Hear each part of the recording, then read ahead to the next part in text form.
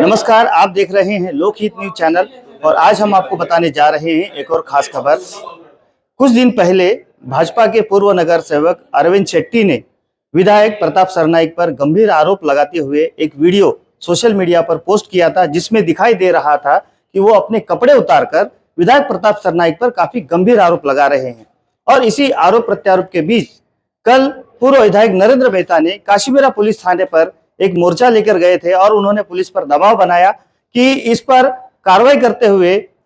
अधिकारियों पर भी मामला दर्ज होना चाहिए। अब इस पूरे घटनाक्रम के बाद आज विधायक प्रताप सरनाईक ने भी प्रेस कॉन्फ्रेंस ली और उन्होंने भी पूर्व विधायक नरेंद्र मेहता पर काफी गंभीर आरोप लगाए हैं। आइए आपको दिखाते हैं क्या गंभीर आरोप लगाए हैं विधायक प्रताप सरनाईक ने। सबसे पहले मैं विकास की तरफ जाता हूं, क्योंकि माननीय मुख्यमंत्री श्री एकनाथ शिंदे साहब जिस दिन से महाराष्ट्र के मुख्यमंत्री बने उसी दिन से आप जानते हो कि करीबन 3000 करोड़ रुपए का निधि शहर के लिए दिया, क्योंकि मीरा भाईंदर शहर के ऊपर उनका पूरा विश्वास है। मीरा भाईंदर शहर बहुत ही अच्छा विकसित हो सकता है, इनकी जानकारी उनको थी। मैंने उनको एक पार्टी का विधायक होने के नाते जानकारी दी थी और उस हिसाब से उन्होंने इस मीरा भाईंदर शहर को पूरा विकसित मीरा भाईंदर शहर की तरफ लेके जाने का काम किया। उसकी जिम्मेदारी विधायक के नाते मुझ पर सौंपी, क्योंकि आप जानते हो कि भले दूसरे पार्टी के लोग बार बार चुन के नहीं आते, मगर प्रताप सरनाईक 2009 में खुद के बलबूते पे चुन के आया, क्योंकि तभी तो मनसी की हवा थी राज्य में, फिर भी मैं उस वक्त चुन के आया। फिर 2014 में भारतीय जनता पार्टी और शिवसेना की युति नहीं होगी, फिर भी प्रताप सरनाईक शिवसेना के सिंबल पे चुन के आया। और 2019 में जिस वक्त भारतीय जनता पार्टी और शिवसेना की युति हो गई, तभी आदरणीय नरेंद्र जी मोदी और आदरणीय शिवसेना प्रमुख आचार्य बाला साहब ठाकरे जी के विचारों के ऊपर मुझे करीबन 84,000 वोटों का मार्जिन मिला और मैं तीसरी बार चुन के आया। शिवसेना का विधायक मीरा भाईंदर शहर की जनता बार बार चुन के अगर लेती है, तो विधायक के नाते मेरा जिम्मेदारी थी शहर को विकसित करने के लिए निधि लाने की, क्योंकि मीरा भाईंदर महानगर पालिका की आर्थिक परिस्थिति विकट।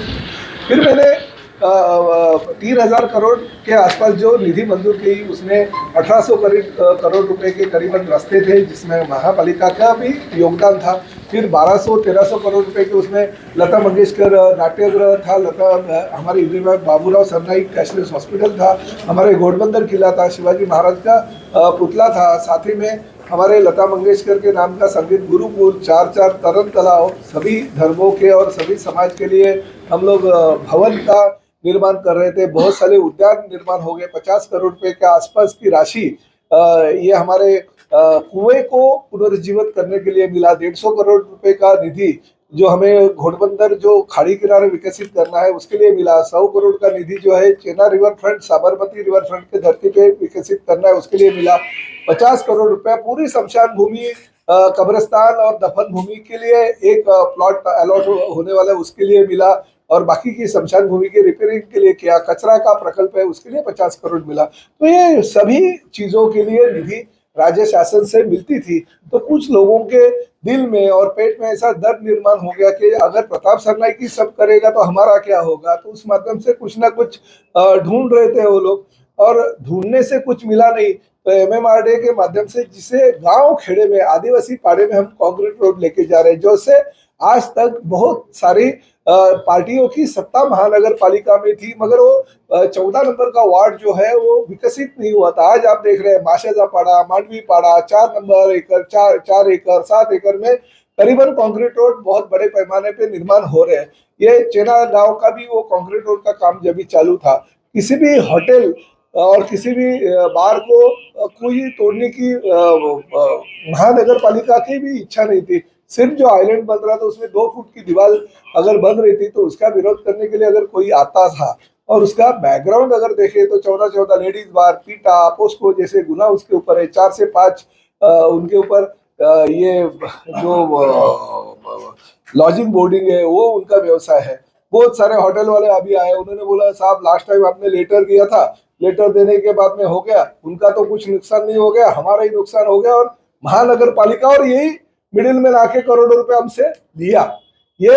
उनकी कहानी थी बेचारे लोगों की। तो ऐसा अगर होता रहेगा तो वो तो बोलते हैं कि ऐसा अगर टूटना चालू हो गया तो उनका तो टूटता नहीं है, वो कॉर्पोरेशन से वगैरह सेटलमेंट कर लेते हैं और जिनका टूटता है उनके पास से करोड़ रुपया वसूल करते हैं, तो ये तो उनका फायदा होता है, उल्टा ये बिजनेस है उनका वसूली का। तो ऐसा अगर कोई व्यक्ति और वही व्यक्ति विशेष को देखते हुए अगर कोई नेता अपने स्वार्थ के लिए अगर मोर्चा निकालता रहेगा तो दुर्दैवी की बात है, इस मीरा भाईंदर शहर के लिए बहुत ही गंभीर घटना है ये देखते हुए मैं राज्य के जो हमारे मुख्यमंत्री आदरणीय एकनाथ शिंदे साहब, उप मुख्यमंत्री आदरणीय देवेंद्र जी फडणवीस साहब को कल मिला, उनको जो हकीकत है वो हकीकत बयान किया, क्योंकि झूठ तो मैं बोलने की जरूरत नहीं थी, जो सच्चाई है वो सच्चाई उनके सामने मैंने रखी और उनको सही सही जो बातें हैं वो बताई, क्योंकि वो पूरी की पूरा जगह अभी तक तो कुछ वाइडिंग लग रहा था हमको, मगर हमें संजय काटकर जी को माननीय मुख्यमंत्री और उप मुख्यमंत्री जी ने जगह पे जाके मालूमात करने के लिए जब भी कहा तभी पता चला कि वो पूरी की पूरी जगह पीडब्ल्यूडी की डिपार्टमेंट की है, जो टेंडर में निकला है और पीडब्ल्यूडी डिपार्टमेंट के माध्यम से वो खाली फॉरेस्ट की एनओसी नहीं मिली इसलिए अभी तक रुका, नहीं तो पूरा वाइडिंग में पूरा का पूरा जाने वाला है, तो रुकने वाला नहीं। तो अभी दीवार के लिए जो आ गया है वो पीडब्ल्यूडी का रास्ता अगर हो जाएगा तो पूरा तो बार ही टूटने वाला है, तो भले वो लंबी की बात है, मगर मेरा यही कहना है कि ऐसी चीजों के ऊपर राजनीति अगर कोई करता रहेगा तो मुझे उसका निषेध करना चाहिए, क्योंकि हम लोग आदरणीय नरेंद्र जी मोदी के नेतृत्व में चलने वाले भारतीय जनता पार्टी के साथ हमने युति की है। आदरणीय देवेंद्र फडणवीस जो स्वच्छ प्रतिमा जिनकी इस राज्य में है उनके साथ हमारी बाला साहब ठाकरे जी के विचारों के साथ युति है, तो ऐसे भारतीय जनता पार्टी की युति अगर ऐसे कुछ लोगों को जो व्यक्ति विशेष लोग हैं उनके लिए अगर आंदोलन या मोर्चे निकालते रहेंगे तो निश्चित तो व्यक्त होना चाहिए। और मुझे ये कहना पड़ रहा है कि पार्लियामेंट इलेक्शन है, पार्लियामेंट इलेक्शन के दौरान जानबूझकर ये चीजें कुछ इतनी बड़ी चीज नहीं है, किसका होटल टूटा नहीं था, किसकी दीवार टूटी नहीं थी, उल्टा 2 फुट की दीवार खाली वो वॉल के लिए अगर बन रही थी, तो उसके लिए अगर कोई इतना बड़ा आंदोलन करने की कोशिश अगर करता है और उसके ऊपर हमने कुछ बोला नहीं है, ना ही मुख्यमंत्री जी ने फोन किया, ना ही प्रताप सरनाइक ने दबाव डाला, पुलिस ने जो कार्रवाई की है वो कार्रवाई की है। तो ऐसे परिस्थिति में अगर ये ऐसा मीरा भाईंदर शहर के पुलिस को और मीरा भाईंदर शहर के महानगर पालिका के अधिकारियों के ऊपर दबाव डालने के लिए अगर कोई करता रहेगा तो उसका निषेध व्यक्त होना चाहिए। मैं मुख्यमंत्री और उप मुख्यमंत्री जी से मिला और माननीय उप मुख्यमंत्री श्री देवेंद्र फडणवीस के ऊपर मेरा पूरा का पूरा विश्वास है। जो अधिवेशन है, अधिवेशन के दौरान में कुछ सवाल उठाना चाहता था, उस वक्त मैंने देवेंद्र जी को ये जो मीरा भाईंदर महानगर पालिका ने मुझे लेटर दिया था, मेरा जो सवाल था उसका जवाब मुझे दिया था, तो जवाब देखने के बाद में तो वो चौंक गए और उन्होंने कहा कि नहीं, विकास के आड़े कोई भी आता रहेगा तो उसको बख्श नहीं करना चाहिए। उन्होंने तुरंत कमिश्नर श्री संजय काटकर साहब को मेरे सामने ही फोन किया और बताया कि जो काम है वो चालू रहना चाहिए, चाहे मेट्रो का काम है, चाहे चेना के पानी का टंकी का काम है, सूर्या प्रकल्प का, क्योंकि वो दोनों काम शहर के हित में है, शहर के लिए बहुत बड़े मायने रखता है, तो कोई भी अगर उसके आड़े आएगा तो कार्रवाई होनी चाहिए, ऐसा मेरे सामने उन्होंने कहा। तो उनके ऊपर मेरा पूरा विश्वास है। उन्होंने कल मुझसे कहा, रात को बहुत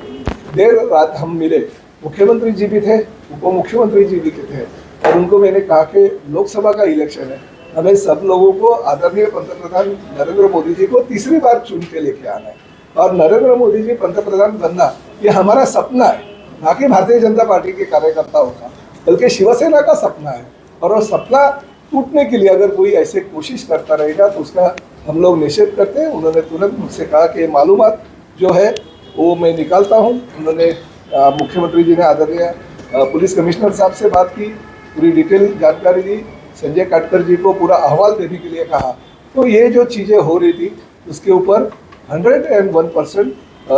कोई ना कोई जरूर देवेंद्र जी और एकनाथ शिंदे साहब निर्णय लेंगे, इसकी मुझे पूरी की पूरी जानकारी कल उन्होंने दे दी। सरनाइक साहब जैसा देखिए, उसमें ये प्राइवेट काम तो है नहीं,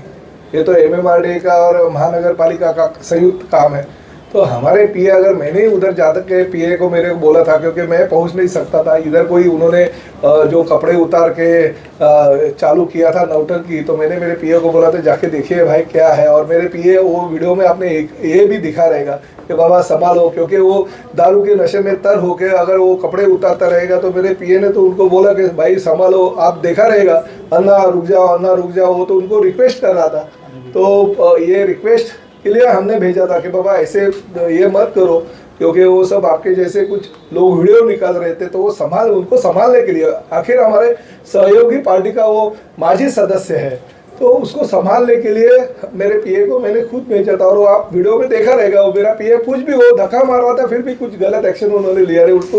उल्टा उनको संभालने की कोशिश कर रहे। मैं बहुत ही सीनियर लोक प्रतिनिधि हूँ, पिछले 30 साल से लोक प्रतिनिधि के तौर पे मैं काम करो, बार बार लोग मुझे चुन के देख के आ रहे थे। किसी एक व्यक्ति का नाम लेके मैं उसको बड़ा बनाना नहीं चाहता हूँ। लोगों ने उनको जो हकीकत है, देखिए आपको अगर एग्जाम्पल देना चाहिए, 146 विधानसभा मतदार संघ और 145 विधानसभा मतदार संघ, यही विधानसभा मतदार संघ 146 से शिवसेना भारतीय जनता पार्टी का प्रताप सरनाईक 86,000 से ज्यादा वोटों से चुन के आता है। और बाजू में 145 विधानसभा क्षेत्र में भारतीय जनता पार्टी का कार्यकर्ता, जहां पे पत्थर भी अगर खड़ा करेंगे तो भी लाखों वोटों से जीत के आएगा, ये परिस्थिति में गिर जाता है 30 से 35,000 वोटों से। ये लोग हैं, सब जानते हैं, मोर्चा लेके आंदोलन करके वो बैट बॉल खेल के रास्ते पे या कुछ भी निंदनीय काम करके लोग नहीं वोट देते। आपको ये 5 साल पहले जो हकीकत हो गई उसकी जानकारी आपके सामने है। लोग पार्टी के खिलाफ वोट दे सकते हैं, पार्टी को या लोगों को इतना भी गृहित नहीं धरना चाहिए कि नहीं हम कुछ भी करेंगे और लोग हमको वोट देंगे। ये पब्लिक है, सब जानती है। मैंने यही कहा है, ये लेटर आपको इसलिए दिया है कि ये सब होने के बावजूद भी कभी हम क्या करते हैं कि कुछ चीज़ें अगर होती है, क्योंकि ये लेटर देने के बाद आदरणीय उप मुख्यमंत्री जी से बात करने के बाद ये मेट्रो का भी काम चालू करवाया हमने, चेना का भी काम चालू करवाया, तो उनके ऊपर, उनके पास अगर कुछ चीज़ें हम लेके जाते हैं तो उसके ऊपर पॉजिटिव रिप्लाई देते हैं और हमारा काम बन जाता है। कल भी हम उनको मिले,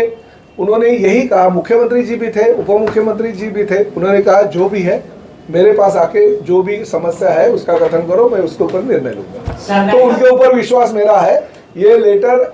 इसलिए आपको दिया क्योंकि ये लेटर में अगर लेटर देखते हुए वो अगर कार्रवाई कर सकते हैं तो ये 2-3 दिन में जो चर्चाएं चल रही है उसके ऊपर भी वो